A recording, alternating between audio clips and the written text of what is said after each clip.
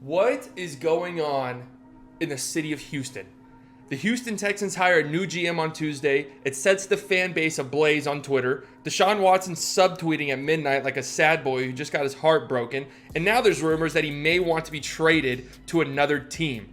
What the hell is going on? If you've been following the NFL in any capacity this year, you know the Houston Texans have been one of, if not maybe the most disappointing teams in the NFL. Just a year ago, this team was up 24-0 on the road against the eventual Super Bowl champion Kansas City Chiefs in the divisional round of the playoffs. And ever since then, things have been snowballing. Forget jumping off of a cliff, okay? The Houston Texans are free falling into an endless void of despair, sadness, depression, whatever else you want to call it. On Sunday, their season mercifully came to an end against the Tennessee Titans, where they lost, pushing their record to 4-12, the third worst record in the NFL, giving them the third pick in a stacked draft class, a pick that they don't even own because Bill O'Brien's asshole chin traded away anything of value this franchise had for pennies on the dollar. But this video isn't about Bill O'Brien's personnel decisions because, God damn, we'd be here all day. Texans fans thought they escaped the sadness just because Bill O'Brien got fired earlier in the season and now the weekly ass kickings are over?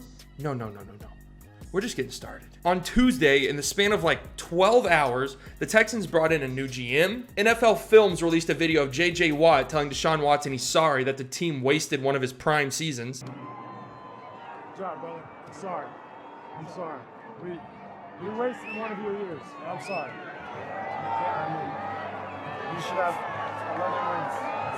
TMZ released pictures of Deshaun Watson partying with his girlfriend without a mask on, which, who actually cares? And Deshaun Watson posted a cryptic tweet on Twitter that has everybody speculating. Now, before we get into the possible reason why Deshaun Watson is so disgruntled, I just want to say this video is very speculative in nature, okay? Nobody knows the context of Deshaun Watson's tweet besides Deshaun Watson himself. It's very possible that the tweet was in reference to the Kenosha County District Attorney choosing to not charge any officers involved in the Jacob Blake shooting, something that many athletes across Twitter and Americans as a whole were rightfully outspoken about. Remember, Deshaun Watson was very active in police brutality protests earlier in the year. It's also possible he could be referencing the TMZ leak. I mean, I don't know. I highly doubt it because, again, who actually cares? However, I have a hard time believing it's merely a coincidence that this tweet came hours after the Texans announced their decision to hire Nick Caserio as their new GM, especially considering a quote Deshaun Watson made 2 days before regarding any potential new coaching or GM hires, a quote that we'll get to later in the video. Now, why would hiring Nick Caserio be such a big deal? The dude's been one of the most sought after GM candidates for years. He's been with the New England Patriots for 2 decades, and he's been the de facto general manager of the team since 2008 as Bill Belichick's right-hand man. Many people inside the Patriots organization give him a ton of credit for turning the Patriots into the dynasty they have become over the past 2 decades. So what's the big deal? To fully understand why this hiring could cause so many issues and why Texans Twitter's in an uproar, why Deshaun Watson's subtweeting, and why dozens of Texans players are liking the tweet, we need to go deep, like very deep. Like, get your tinfoil hats out as we dive into the story of one of the most mysterious men in the NFL, Jack Easterby. The story of Jack Easterby is the story of one of the most insane power grabs in NFL history. To put into context how crazy this is, Jack Easterby just 10 years ago was a part-time chaplain for the Kansas City Chiefs, and now he is one of the most powerful people in the entire National Football League. I also want to say that I'm sourcing most of this information from a Sports Illustrated article that dropped early in December detailing Jack Easterby's crazy rise to power. I also use Pro Football Talk, the Houston Chronicle, and Texans Daily as sources, okay? So I don't want you guys to think that I pulled this information out of my asshole or that I'm on my Bob Woodward investigative journalism tip. I'm getting most of my information from those sources. In fact, I'm pretty much plagiarizing everything that they did. So go check that stuff out. I highly recommend the Sports Illustrated article. At least it's super informative, even though it could be, a super long read, but I think it's worth it. To fully grasp the reality of the situation, we have to understand where Easterby started. He got his start as a camp counselor at a South Carolina Gamecocks basketball camp, where then head coach Dave Odom took a liking to the way Easterby interacted with the campers. He liked it so much, in fact, that he created an entirely made-up position on the South Carolina Gamecocks basketball team so Easterby could instill a new culture within the organization centered around his faith. Easterby is a very religious man. He's a pastor. All of that stuff is important to know. And by all accounts, He was beloved in South Carolina by the players, by the coaches, and even the fans because Easterby got a reputation for being a cheerleader on the bench, cheering the team on, giving guys high fives, hugs, all of that. But more importantly, he did what he was brought in to do. He changed the culture of the program. However, head coach Dave Odom retired in 2008, and new head coach Darren Horn really didn't care all that much for Easterby and yeeted him out of the program only 2 years after being hired. Easterby landed a job at his alma mater, Newberry College in South Carolina, and still worked with South Carolina athletes through Gamecocks for Christ, a ministry for athletes that Easterby himself founded. Now, the connections he made in South Carolina would help propel him into the National Football League despite his very, very, very minimal experience. One of the players he met while at South Carolina was kicker Ryan Suckup, who was drafted by the Chiefs in 2009. In 2011, Suckup introduced Easterby to then Chiefs GM Scott Pioli. Just like Dave Odom, Scott Pioli took a liking to Jack Easterby, bringing him on as a faith healer. At first, Easterby would travel back and forth between South Carolina and Kansas City on his own dime, helping players when they were in need of some spiritual help or if they just wanted to talk to somebody who wasn't a coach or a teammate. Over the next year, Easterby became a fixture in the Chiefs locker room, and they even brought him on the payroll, paying for his travel expenses back and forth between South Carolina and Kansas City. During his time in Kansas City, Easterby became friends with then offensive coordinator of the Kansas City Chiefs and somebody who we'll touch on later in the video, Brian Daboll. Brian Daboll left the Chiefs in 2012, moved to the New England Patriots where he became an assistant coach, and brought with him Jack Easterby, who he introduced to the decision makers inside the Patriots organization. Just like with Dave Odom, just like with Scott Pioli, Jack Easterby left a great first impression with the Patriots organization, who brought him in to help with draft evaluation and player development, more specifically, character development. He would go on to spend 7 years with the Patriots, climbing the ranks each and every year, and by all accounts, he was beloved within the organization, both by coaches and by the players. His open door policy provided a perfect contrast to Bill Belichick's stoic, closed persona. Players felt that they could share their stories and the things that they were feeling with Easterby, and that he would listen and help them with whatever they may need. By the end of his time in New England, Easterby was one of Bill Belichick's closest confidants, and his role was continuing to expand within the organization. But by the end of the 2018-2019 season, his contract was up and he wanted to go somewhere else, more specifically, somewhere where he could expand his role. After the Patriots beat the Rams in Super Bowl 53, Easterby interviewed with several different teams before settling on the Houston Texans, where a perfect storm was brewing. In January of 2018, it was announced that longtime GM Rick Smith would take a leave of absence to be with his wife, who was battling cancer at the time, and the team would hire Brian Gaine to take his place. Fast forward a few months to November, Bob McNair, owner of the Texans and a beloved figure within the organization, passed away due to cancer, leaving his son Cal in charge. Now, I would say Cal McNair is a gigantic pussy, but that's an insult to gigantic pussies. In April of 2019, Cal personally hired Jack Easterby to be the vice president of team development, a huge promotion compared to what Easterby was doing in New England. Within 2 months of Easterby being brought into the organization, Brian Gaine was abruptly fired only a year after taking the general manager job. Now, why is this such a big deal?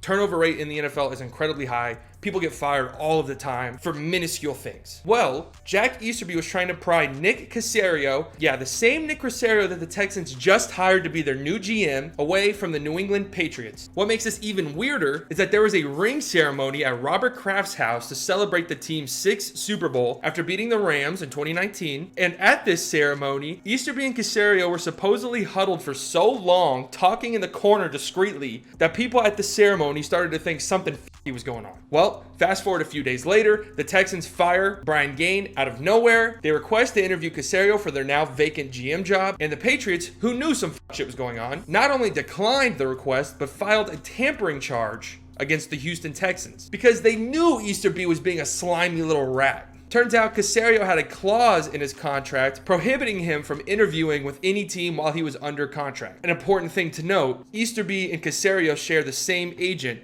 Bob Lamonte, so I find it very difficult to believe that Easterby did not know this clause was in Caserio's contract. With Caserio out of the picture, instead of hiring a new GM, the Texans decided to make Bill O'Brien the GM while also expanding Easterby's role within the organization, promoting him to executive vice president only 9 months after hiring him. Of course, fast forward to 2020, Bill O'Brien would be fired 4 weeks into the season, and according to Sports Illustrated, Easterby hinted to a player that a coaching change was imminent prior to the Week 4 loss to the Minnesota Vikings, indicating Easterby had his fingerprints all over the decision to move on from B.O.B. Now, the firing of B.O.B. both as the head coach and the general manager of the team meant that Jack Easterby, the guy who just 10 years prior was a part-time chaplain for the Kansas City Chiefs, was now the interim GM for the Houston Texans, a role that people spend decades building their resume for. And even then, most qualified people never even get the chance to fill a general manager role. And this dude, who again, just 10 years prior was a part-time chaplain, was now one of the most powerful men in the entire National Football League. But if he was so beloved in New England, in Kansas City, and at South Carolina, what's the big deal, right? Don't the Houston Texans love him? No, it turns out the Houston Texans fucking hate this guy. According to Sports Illustrated, anonymous Texans players said that 90% of the locker room, including coaches, did not trust Easterby. So what changed with Easterby, right? Because in New England, he had this open door policy, and his main focus was building a relationship with the players so the players could feel comfortable and confiding with him. Well, by all accounts, he stepped into a power vacuum in Houston and became infatuated with growing his power within the organization. Where he once focused on building a relationship with the players within the organization, he was now focused on building a relationship with one man and one man only, Cal McNair. Remember Cal McNair, the guy? Yeah. And Cal McNair loves this dude. So how does this all tie back to the hiring of Nick Caserio and Deshaun Watson posting a cryptic tweet at midnight hours after the hiring was announced? A quote Deshaun Watson made only days before the hiring regarding any potential new GM or new coaching hires sums it up perfectly. Deshaun said, and I quote, "We just need a whole culture shift. There's too many different minds, too many different ideas, and too many people thinking they have this power, and it's not like that." Since Bill O'Brien got fired earlier in the season, I wonder who he could be talking about. And it's almost like Cal McNair knew the perception around Jack Easterby and the negative reputation he was building within the organization. Back in November, it was announced that Easterby would not be the GM of the team going into next season and that they were going to bring in a new GM to change the culture of the organization. McNair even sent a flowery little email to all the season ticket holders saying that he formed a search committee to help him find the new GM that would push the franchise in the right direction. The committee included R.C. Buford, CEO of the Spurs, Tony Dungy, former head coach of the Colts, Rod Graves, former Cardinals GM, Andre Johnson, Houston Texans legend, and Jimmy Johnson, former Dallas Cowboys head coach. Notice no Jack Easterby? McNair said that he was going to rely on this search committee to find a qualified candidate, but that he would lean on Easterby if needed. This led Texans fans to believe that a change was finally coming, and that Easterby might even be on his way out of the organization. Those hopes and dreams were dashed the second Jack Easterby's good buddy and someone he shares an agent with, Nick Caserio, was announced as the new GM, especially considering the fact that Nick Caserio wasn't even one of the recommendations given by the GM search committee that Cal McNair formed. To make matters even worse, it was reported that Easterby joined Cal McNair on the flight to New England to pick up Caserio and bring him back to Houston to close the deal. And you think that this is just because Easterby is buddy-buddy with Caserio and thinks he's fit for the job? Cal McNair stated before the process started that Easterby's role within the organization would be determined by the new general manager of the team. Do you really think Easterby was going to let the organization hire someone that would A, either diminish his role within the organization, or B, kick him out entirely? Hell no! With Caserio as the new GM, Easterby's spot within the organization is as strong as ever, and it's apparent that he is pulling the strings in the Houston Texans organization. Now, we await the head coaching search. The Texans have or are going to interview Arthur Smith, offensive coordinator for the Tennessee Titans, Joe Brady, offensive coordinator for the Carolina Panthers, Jim Caldwell, Marvin Lewis, and Eric Bieniemy. But it's also reported that they have interest in Josh McDaniels and guess who? Brian Daboll. Remember Brian Daboll, the guy from Kansas City who Easterby was really good friends with, went to New England with Easterby, where of course Josh McDaniels has been the offensive coordinator for how many years? I feel so bad for Deshaun Watson and Texans fans if Josh McDaniels is the next head coach of the Houston Texans. Now remember, this video is very speculative, okay? Even Sports Illustrated's very detailed article about Jack Easterby cites anonymous source after anonymous source after anonymous source. So it's incredibly possible that Jack Easterby is actually this really good guy, and not some power-hungry snake, and not some televangelist masquerading as a NFL executive, but who knows, man. I didn't make this video to like on Nick Caserio. I think he does seem like a qualified guy. Obviously, beyond the Jack Easterby thing, I can understand why Texans fans would be mad about this hiring. How many times are you going to bring in expatriates before you realize it doesn't work? Either way, man, I hope this Deshaun situation gets settled. I would hate for the city of Houston to lose out on a quarterback talent like Deshaun. But if you were to ask out, I think there's only maybe 10 teams in the league that don't put together a massive trade offer for him. We'll see how the situation plays out. If you enjoyed the video, I have to ask that you like the video, leave a comment, subscribe to the channel. We got more stuff coming out, more videos in this style as well. So make sure you subscribe. We're also doing a giveaway at 300 subscribers.